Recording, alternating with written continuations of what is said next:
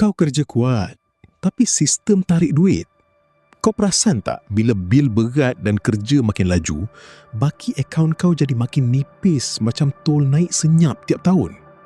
Bukan salah kau bila inflasi makin menggila, tapi kau memang cari nahas kalau kau tak ada benteng pertahanan untuk dompet kau.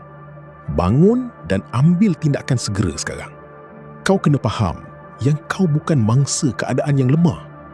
Kau asyik tewas dengan godaan jualan murah sebab kau memang perlukan barang tu, atau kau cuma nak rasa menang sekejap? Kau boros sebab kau lapar perhatian, atau kau memang tak ada sistem? Kita bina sistem, bukan semangat, supaya hidup kau tak terus hanyut. Pertama, hadkan pengeluaran tunai mingguan. Kedua, asingkan dana kecemasan dalam bank berbeza.